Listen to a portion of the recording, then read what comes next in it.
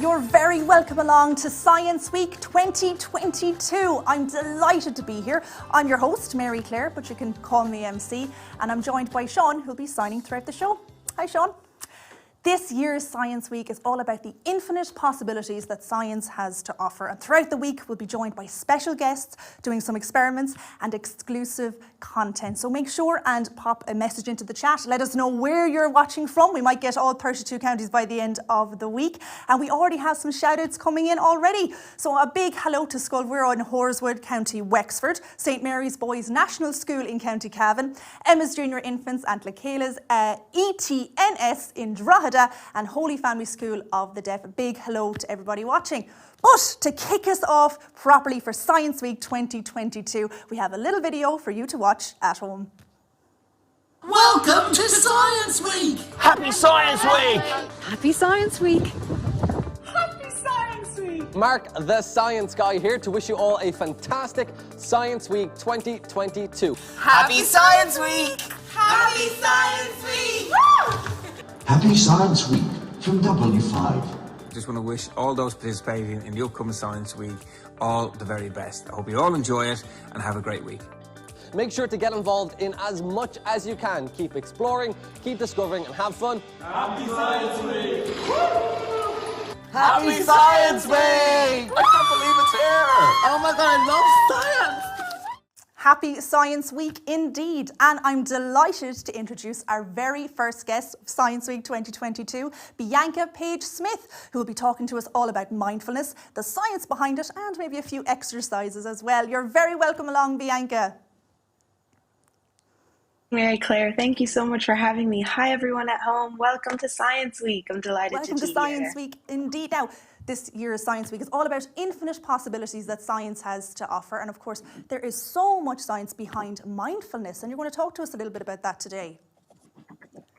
Absolutely. So there is so much science, as you said, behind mindfulness, as well as so much involved in what mindfulness might mean to people. So today I've chosen to pick breathing as a practice for mindfulness and talk a little bit about the science behind that. So I'm really looking forward to being here and sharing more with you about it. Fantastic. And for everybody at home and for myself, of course, what is mindfulness?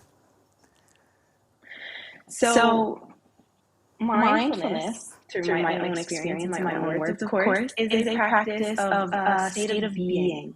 So really what's amazing about it is it's the idea of being able to be present and paying attention to whatever it is you're doing and bring your attention to it. And it's almost like being able to hold two things at once. Like I can be connected to myself and also be doing what I'm doing. There's also parts of mindfulness where you actually step away from what you're doing and really practice that skill. So what we're about to do in a few minutes is kind of a way to practice that skill. Yes, I'm very excited, and everybody watching at home will be able to get involved in that too. But tell me, Bianca, how can mindfulness help? And how can you implement it in day-to-day life? I love that question. Thank you so much for asking. So what's really fantastic about it is, at least for me, when I started to learn more about the science behind it, I was like, wow, this actually really affects my body doing these things. And so what I'm going to be sharing with you today are a couple of things that we can do to use our breath to create a more mindful quality inside of our body. And to me, that is attached to regulating our nervous system. So when we think about our nervous system, this is like the way we have electricity in our house or in our schools or in our classrooms. The nervous system is a part of the body that sends signals from the brain to the body and from the body to the brain through kind of like electricity. And the nerves are the different wires that kind of move through the body and send those signals along the way to let us know at any given moment how we're feeling and what we need to do about it. And so specifically, there's one that's called the vagus nerve. And that's the one I wanted to introduce to everybody today because it is the largest one of the cranial nerves, which means it's the largest one of the nerves that starts from the back of the brain. And this one is actually really big. It goes all the way across to your face. It goes down your throat and into your thorax, into your torso, and down into your stomach. So this nerve and signals from this nerve go all the way from our bellies, all the way up to our brain and back. And what is really interesting about it is there's an organ that we have that's called our diaphragm, and it looks a little bit like an umbrella. And when you breathe in, it flattens. And when you breathe out, it expands. And this organ sits right in between all of those wires of the vagus nerve. So when we breathe, we actually are helping to send signals from this nerve to our brain to let us know, hey, everything's okay right now. That's right. So friends, when we send our signals in just a minute, I want you to imagine what they might look like for you. Something really nice that you love. Like for me, I'm going to imagine little yellow sunflowers because that's my favorite. And those are going to be my little signals going back and forth. What about you, Mary Claire? Oh, I'm going to say bright stars, bright yellow stars. We'll stick with the yellow theme today. But you're going to now demonstrate how we can get those sunflower star feelings going in our nervous system. So take it away, Bianca. Absolutely. I'm looking forward to this now. So we're going to do breath of joy to begin. So this one's also a movement breath. I'm going to do it seated. Mary Claire's going to do it standing. So friends at home, please feel free to join in with us. Absolutely. And make just sure going to breathe if you're in watching 3 from home, times. make sure if you're watching from home to get involved. Look to the student to your left, your right, teachers, everybody get involved because we can all learn a bit of mindfulness this morning. Absolutely. So what you're going to do is you're going to breathe in 3 times. So I'll just practice that. You go in 3 times and then you exhale. Yes. And then the arm movements, they go along with it. Okay. So you're going to breathe in, reach your arms out in front of you. Breathe in, open your arms. Breathe in, reach all the way up. And then when you exhale, you let your arms down. Woo, that was a big breath. I thought I'd no more capacity left in my lungs. 2 more. You really woke them up. Okay. Let's do 2 more times. Is that okay with you? Yeah, absolutely. Awesome. Here we go. Breathing in. And open. And reach up. And exhale. Everybody at home, make sure you're joining in for our final breath. 1 more time. Breathing in. Breathing in. Breathing in. And exhaling. Brilliant stuff. Fantastic. You can really feel how it just kind I of love that one because it gets energizes the body. you. Yes. Yes, absolutely. It gets the body going, and I love that. So this next one is my favorite. This was taught to me as lion's breath. So we're going to breathe like a lion now. Okay, yes. Now, so make sure all the students and all the teachers at home get your good lion faces going because this is going to be a fun one. Yes, think about a lion, my friends, and how big they roar and how wide their mouth is and how much noise they make. This is an opportunity to get a little bit silly, and I'm definitely going to get silly. I don't know about you, Mary Claire. Oh, silly is my middle name. It's actually MSC, people call me, so there you go. Oh, there you go. All right, everybody. So you're just going to breathe in through your nose. And then when you exhale, open your mouth really wide, stick out your tongue and go. Are we all breathing like lions at home? Make sure and message us and let us know if you're getting involved. Oh, we'll take 2 more, okay? 2 more. Here we go. Breathing in. Exhale, stick out your tongue. I feel like a very quiet lion, but I don't want to go too loud and scare everybody in the studio. There you go. There you go. Last time, breathing in. And exhaling. There we go, Absolutely my friends. Brilliant. That's awesome. So just to take it back down, because I know being a lion could be very energizing and fun, we're just going to take 1 breath together to close out our time together. And then we'll send you off to have a rest of your amazing Science Week show. Amazing. So if you want to, you can place your 2 hands on your heart. I'm going to do that for me. It's a really nice feeling. And wherever you are in your breath cycle, we'll just start by sighing the air out of your lungs. And then you'll just breathe in through your nose and exhale.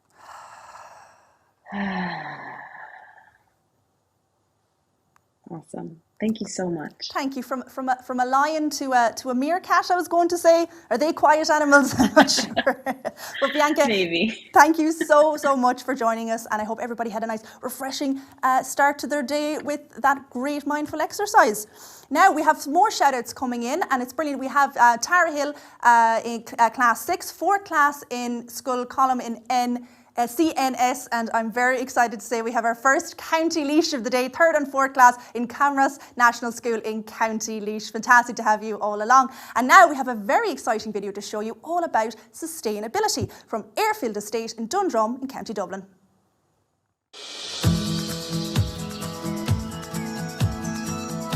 Hi there, happy Science Week and welcome to Airfield Estate.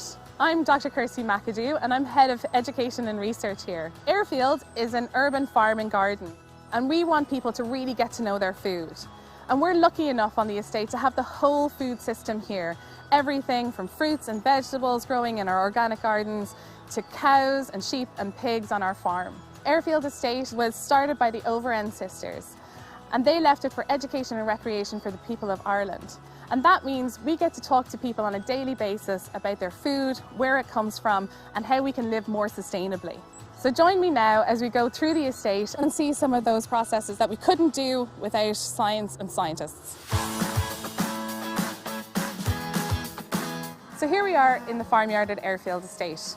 Our cows come in here every day to be milked. So when the cows come into the parlour, the farmer checks their udders. And she does this to make sure that the udders are nice and healthy. That means squeezing out some of the milk onto the ground to check its consistency. The next thing she'll do is that she'll clean the udders a little bit to make sure that there's no muck or mud getting into the milk. She'll then attach the clusters on, and these clusters are operated with a vacuum. This vacuum pulses, so it goes on and it comes off. And that pulsing mimics someone hand milking or a calf taking the milk from the mother. The milk then comes out of the cow and into our tanks for storage and processing later on.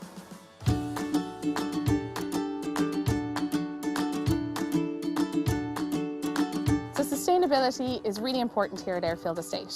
And for us, sustainability means that whatever we take from the ground, whether that's fruits or vegetables from the garden or milk from the cows on the farm, we need to think about how we're going to do that again next year and keep it healthy for years into the future. So from the gardens, that means that all of the fruits and vegetables that go into the restaurant that are eaten by us, anything that's left over, those plate scrapings, go into a special bin that's then brought down to our digester. Now our digester is just a really fast composter. Composting in your garden can take months, but this machine can do it in 3 days. And it takes the food waste from the restaurant and it churns it up, heats it up, and there's special bacteria that live in there as well, and it turns it into compost that we can then use on the gardens. This cycle is really important because the healthier the soil is, the healthier the plants are, and the healthier the animals and we are too.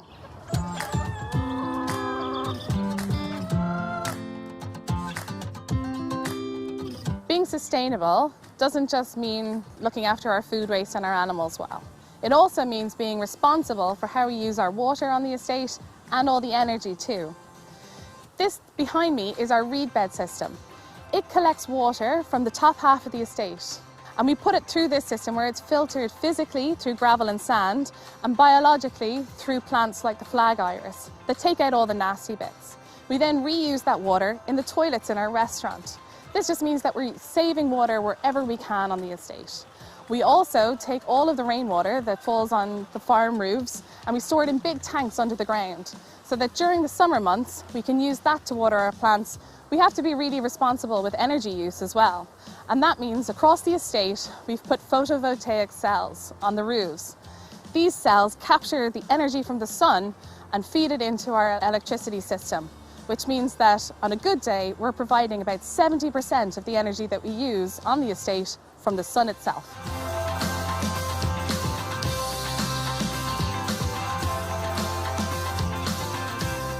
So thank you for coming and spending some time here at Airfield Estate learning about how food can be created a little bit more sustainably.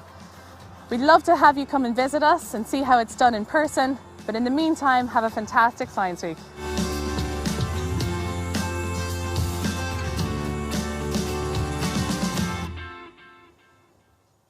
Now we're joined in studio from Tanja Calis from Science Foundation Ireland. Now she leads the Curious Minds project, which some of you at home might know as the DPSM Awards. Now Tanja, you're very welcome along. So tell us, what is Curious Minds and what does it offer? Yeah, so the Curious Minds program offers support to schools really to help them spark curiosity about the world around us through science, technology, engineering and maths. So we've got loads of resources on our website, curiousminds.ie, with loads of really exciting experiments and investigations that teachers can do in the classroom. For teachers, we've got courses all about teaching STEM through inquiry, and it's a really good chance to kind of spark excitement about STEM in the classroom. And then we've got our Curious Minds Awards as well. So they're a fantastic opportunity to, again, build excitement about STEM in a school, and it provides gets them all excited about it. Absolutely, and I'm sure there's students watching at home who are excited about it, and if they're wanting to get involved for the very first time, how would they go about it? Yeah, so we've got our website curiousminds.ie, so anything they need to know about the programme, that's there. They can register for the awards, register for the courses, and download any of our resources as well. So we also have an online tool that's launching today, so teachers and principals can log on there and self-assess where they are in terms of their STEM learning and what resources that we offer would be most suited to them. Brilliant. And I hear that actually watching the stream today can count towards their Curious Minds Award. Absolutely, yes. So it counts towards the step one of their informal STEM learning for the awards today. And we also have 47 Discover Centres all across Ireland that offers really captivating STEM education experiences outside the classroom that schools can visit. So we'd encourage you to check them out as well. Oh, brilliant. So you could say I'm something of a scientist myself, watching at home, getting their credits towards their awards. That's fantastic. Absolutely. And we have more shout outs coming in. So second class in Corville National School in Roscrea, a big hello to you. Mr. Brew's class at St. Joseph's in Tala, and second class in Waterford's Educate Together, a big hello to you. Now, as Tanja mentioned, there are 47 Discover Centres throughout the country, and here's a little video to learn more.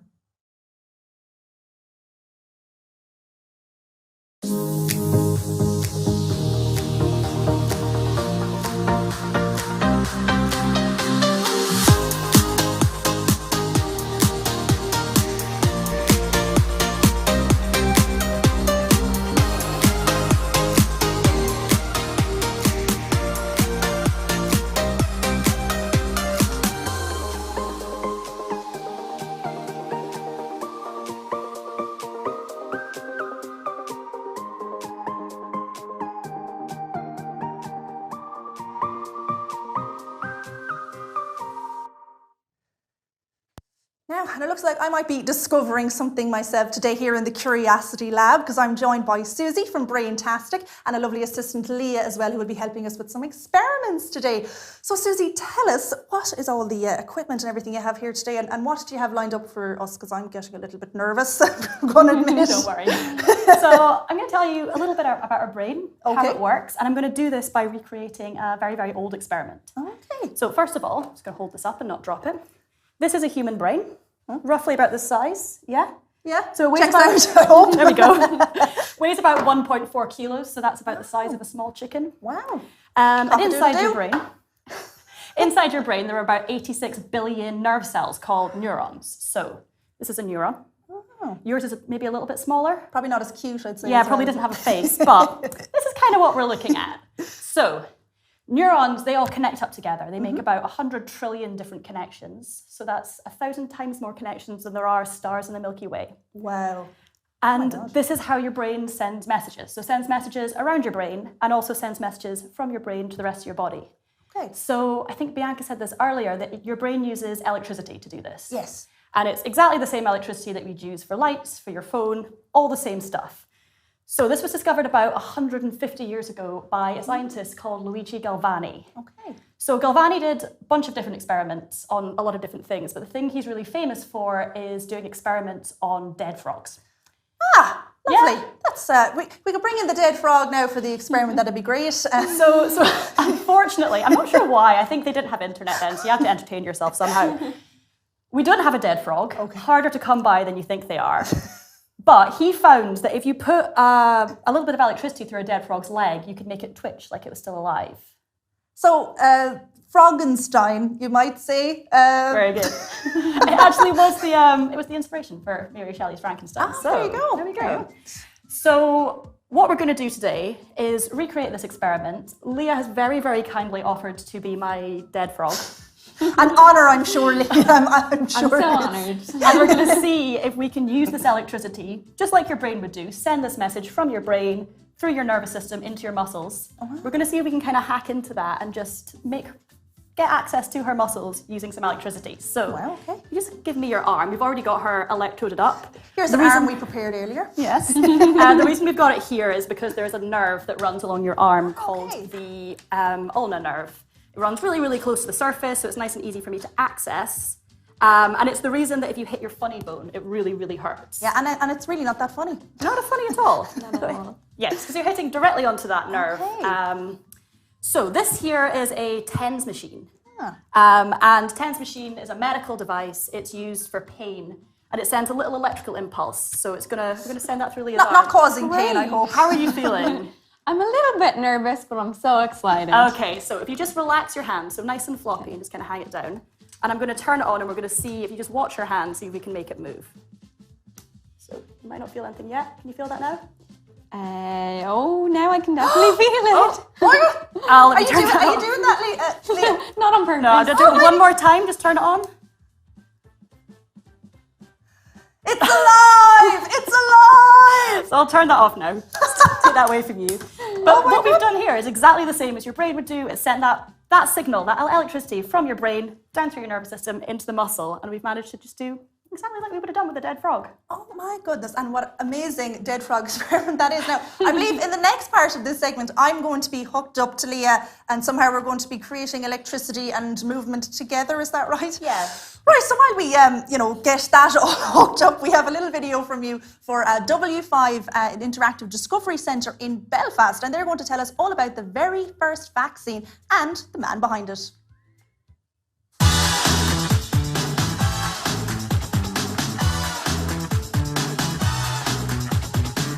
Hi everyone, welcome to Belfast. My name is Seán and I'm part of the Learning and Engagement team here in W5. And these are my colleagues, Ben and Sven. W5 is an interactive discovery centre with over 250 exhibits dedicated to all sorts of aspects of science. For example, we have medical science, we have engineering, and practically everything in between. W5 is also part of the Discovery Centre network, and your school can come and visit. Today we're going to take a closer look at vaccinations, something we've all learned a little bit more about in the last few years. But here's a fun fact. Did you know that the word vaccination comes from the word vacca, which is Latin for cow? But what do cows have to do with vaccines? Let's find out. So here we are in the W5 laboratory. We're here to tell you a science story. Vaccines are common enough today, but where did it all begin? Well, to find out, we have to go back in time. So, here we are in the 18th century in Gloucestershire in the English countryside. It's 1796 to be precise. The American and French Revolution have just happened. A scientist called Joseph Priestley has just discovered a very important element called oxygen, and it was the age of discovery. However, there was a terrible pandemic at that time called smallpox.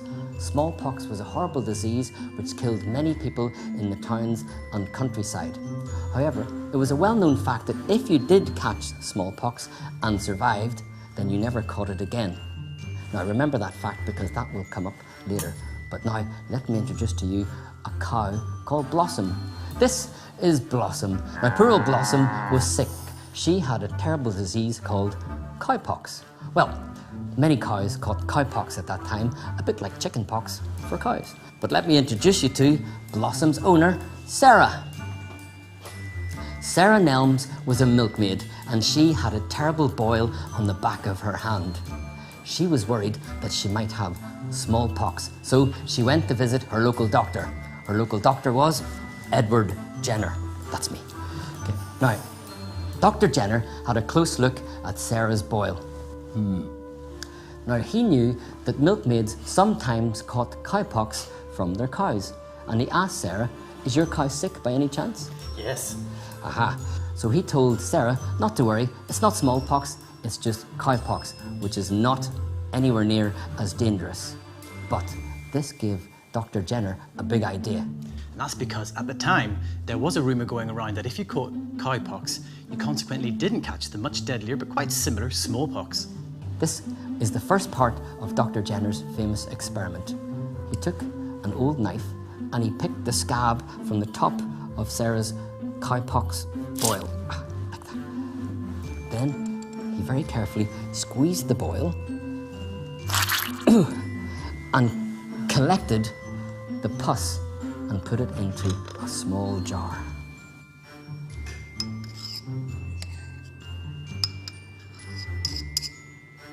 And now for the second part of the experiment. Meet James Phipps.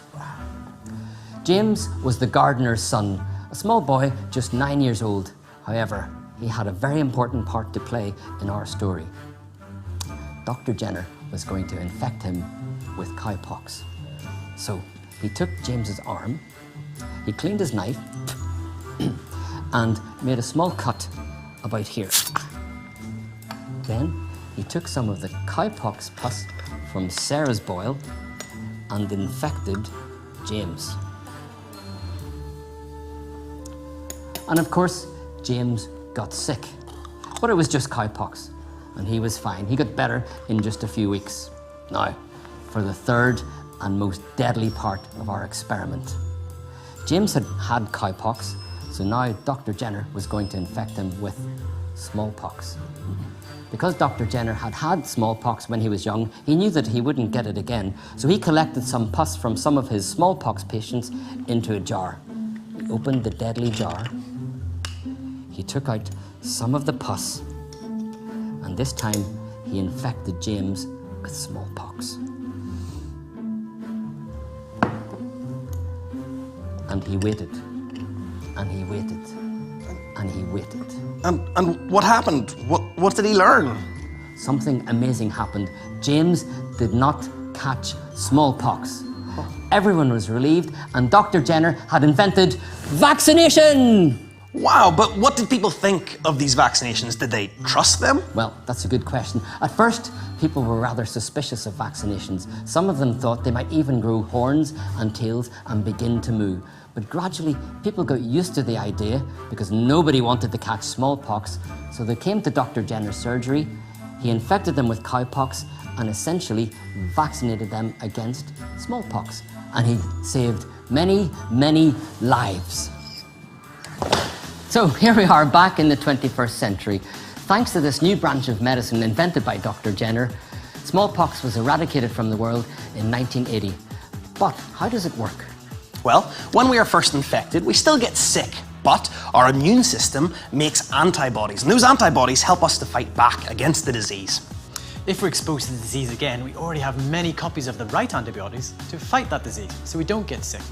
Antibodies are a bit like keys. Just as keys are specific to a lock, so antibodies are specific to a disease. Now, here we have two locked cash boxes. These boxes represent the disease, and these keys represent the antibodies. Now, we're going to have a race, but Ben has been vaccinated against the disease, and Sven hasn't. Let's see who wins the race. Are you ready, you two? I'm ready. Go.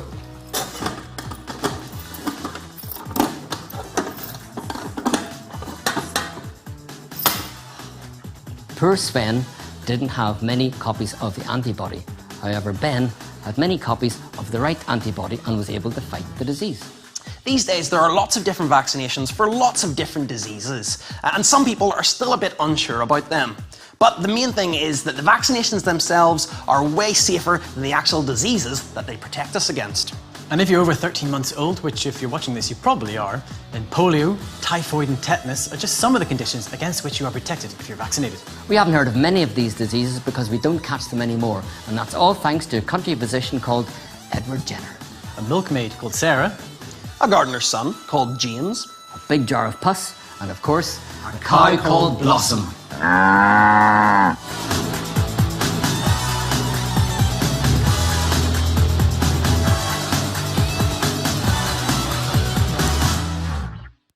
Great stuff. We're back with Leah and Susie from Braintastic, and I'm all taped up, ready for an experiment. I'm a little bit nervous about it, but don't worry, I trust you, Susie. But first, we have some shout-outs for everybody at home. So hello to Room 13, 5th class in Scull Anya, St. Kevin's Littleton National School in Thurles, County Tipperary, 6th class of St. John's National School in Ballybrack, and 1st and 2nd class of St. Michael's in County Cork. Now, Susie, we both have a tape on. What are we going to do? Should I be nervous? Should I be scared? Don't be too nervous. You've got the good side of this, don't worry. So we've shown already that you can use electricity to control muscles. Yes. But we found out a little bit more recently that our muscles also produce electricity of their own. Yeah. So what we're going to do first of all is I want to kind of show how that happens, show how your muscles are producing this electricity using this little box here. So this is called an Arduino, and Arduino is a device that can detect electrical currents. Okay. So hopefully what's going to happen is we're going to link this up to your muscles and see if we can get the electricity from your muscles to light up these little lights here. Oh, so I'm a human battery. You are a human battery. That's exactly what's happening. So let me just clip you up here. Okay. No, I'm okay. It's fine. And plug this in. And then if you just kind of relax your arm for now, relax it. And then in a sec, perfect levels of relax. In a second, if I'm going to count down from 3, and you're going to just do a nice big flex of your bicep there. And we're going to see if we can light up these lights. No problem. I've been to the gym once or twice. That's all we need. Okay, so are you ready? Yes, let's do it. 3, 2, 1, big flex. Do you see that? Oh my goodness. Amazing. So that is, you're creating electricity. That's the power of these muscles, everyone. Yes. Look at that. Oh, wow. Incredible. So now we know. I'm just going to put this down for a second. I'm just going to keep doing this. Look at that. So now we know that you can produce electricity using your muscles. Yes. We know that you can use electricity to control muscles, which leads us to a very interesting possibility. Oh, I can feel a connection coming on, Leah. Yeah. Can we use the electricity from your muscles to control the electricity in Leah's muscles? So this, it feels a little bit sci-fi. I mean, I'm just worried about the strength of my very, very strong bicep on poor Leah, but I mean, I trust you, Susie. She seems strong. I think she'll be okay. So this seems a little bit sci-fi. This is actually a really, really normal thing. This is a reflex. Okay. So normally when you want to move a muscle, a message goes from your brain through your nervous system into your muscle and you move it. Sometimes that's not quite fast enough. So if you touch something really hot, you pull your hand away really quickly. Yeah. And it feels like you don't have any control over that. It's because you don't. Your brain is not involved in that at all. Because in the time it would take for the message to go from your hand going, "Ooh, that's a bit hot," to your brain, and then going, "Move your hand," back to your hand, that's too slow and you've got burned. So when something like that happens, we bypass the brain completely. It goes in through your spinal column and you move it away and your brain is not controlled at all. Oh, okay. Yeah. So it's the same way when I go, you blink. No, I didn't.